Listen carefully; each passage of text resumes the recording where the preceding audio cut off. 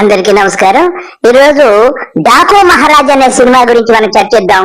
దీనికి హీరోగా మన లఫుట్, అదేనండి మన ప్రజాప్రతినిధి, హిందూపురం నియోజకవర్గం యొక్క ఎమ్మెల్యే నందమూరి బాలకృష్ణ గారు నటించాడు. వీడు సిగ్గు లజ్జ అన్ని ఇడిచిపెట్టేసి వీడికి ఇద్దరు కూతుళ్ళున్నారనే సంగతి కూడా మర్చిపోయి బట్టలు ఇప్పేసుకొని, వీడు మనిషి జన్మో కాదో మనకు తెలియదు, 70 ఏళ్ళు వీడి గుద్ద కింద వచ్చినా కానీ ఇటువంటి చిత్రాలు చేశాడంటే ఒక్కసారి చూడండి ఫ్రెండ్స్ వీడి లీలలు.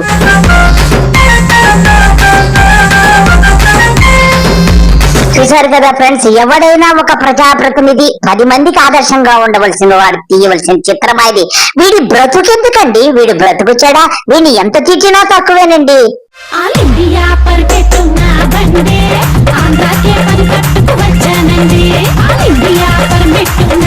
ఈ సిగ్గులేని బాలకృష్ణ గారికి అసలు మగ పిల్లలు లేరు, ఉన్నది 2 ఆడపిల్లలు. వీడి బతుకు చెడా, వీడు కడుపుకు అన్నం తింటున్నాడా అశుద్ధం తింటున్నాడా అని ఆలోచిస్తున్నారు అందరూ.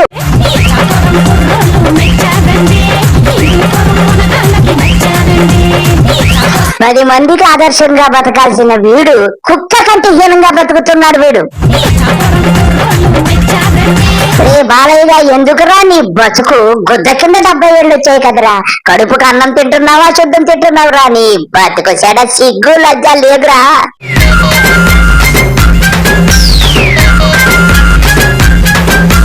నీ జాతి నీ వంశము మొత్తం అంతా ఇంతనారా, బరి తెగించిపోయి గుడ్డలిప్పేసుకొని దేది కనపడితే దాని వెనకాల వెళ్ళిపోయి గుడ్లిప్పేసుకొని రోడ్ల మీద తిరుగుతారా. రే బాలకృష్ణ, నీ బతుకుసాడు ఒక్క మాట అడుగుతా, నీ కుటుంబంతో వెళ్ళి ఈ చిత్రం చూడగలవా? నువ్వు చూడగలవు, ఎందుకంటే మీ కుటుంబం మొత్తం బరి తెగించిపోయారు కాబట్టి బట్టలు ఇప్పుకొని తిరగలరు మీరు. అందుకే ఇటువంటి చిత్రాలు తీస్తున్నాడు. వీడిని మనం ఎంత అన్నా గాని తక్కువే. ఇటువంటి చిత్రాలు తీసిన వీడిని ఆదరించకండి ఫ్రెండ్స్, ఇంతకంటే ఏం చెప్పలేను గాని.